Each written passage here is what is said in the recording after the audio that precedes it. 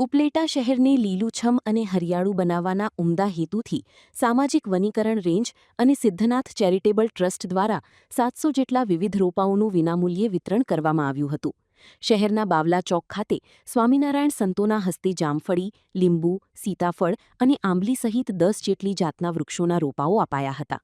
સિદ્ધનાથ ટ્રસ્ટના પ્રમુખ જયેશ ત્રિવેદી અને રાજુ દ્વારા છેલ્લા 10 વર્ષથી શહેરને નંદનવન બનાવવા માટે આ પર્યાવરણલક્ષી સેવાકીય પ્રવૃત્તિ કરવામાં આવી છે. આ વિનામૂલ્યે રોપા લેવા માટે શહેરીજનોમાં ભારે ઉત્સાહ જોવા મળ્યો હતો અને લોકો બહોળી સંખ્યામાં ઉમટી પડ્યા હતા. આ પ્રસંગે ધારાસભ્ય ડોક્ટર મહિન્દ્ર પાડલિયા, મેયર વર્ષા ગજેરા અને નગરશેઠ અમિત શેઠ ખાસ ઉપસ્થિત રહ્યા હતા. તમામ આગેવાનોએ પર્યાવરણ બચાવવાની આ ઉત્કૃષ્ટ કામગીરીને બિરદાવી લોકોની વધુમાં વધુ વૃક્ષો વાવવા અપીલ કરી હતી. આજરોજ શ્રી સિદ્ધનાથ ચેરિટેબલ ટ્રસ્ટ તેમજ સામાજિક વનીકરણ વિભાગ દ્વારા ઉપલેટા પંથકને લીલું અને હરિયાળું બનાવવા માટે વૃક્ષ વિતરણનું આયોજન કરવામાં આવેલ છે. જેમાં સીમ વૃક્ષો, છાંયો આપતા વૃક્ષો, ફળફૂલ વૃક્ષો તેમજ 100 પીસ જેવા વૃક્ષોનું વિનામૂલ્યે રોપાનું વિતરણ કરવામાં આવેલ છે.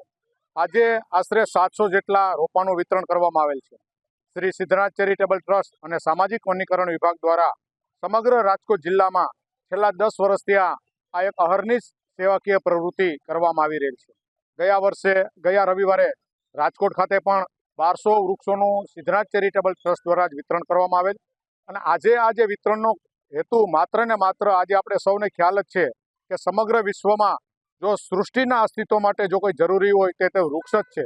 આજે ઓઝોનમાં ભયંકર ગાબડું પડ્યું છે અને ઓઝોનના ગાબડાથી આજે આપણી જીવ તો ઠીક તો સમગ્ર સૃષ્ટિ ઉપર ખતરો પેદા થયો છે અને તેના માટે જો કોઈ બચાવી શકે એવું હોય તો વૃક્ષ જ છે.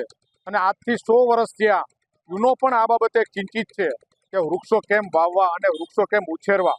તો એવા એક માત્ર શુભ ચિંતન સાથે આજે આ કાર્યક્રમનું આયોજન કરવામાં આવેલ છે અને આજના આ કાર્યક્રમમાં જે રોપા લઈ ગયા છે તેને પણ અમે એક નમ્ર વિનંતી કરીએ છીએ કે તમે રોપો વાવો, સાથે સાથે તેનો ઉછેર પણ થાય અને રાષ્ટ્રના નિર્માણમાં, વિશ્વના અસ્તિત્વ માટે આપણે સૌ સહભાગી બનીએ.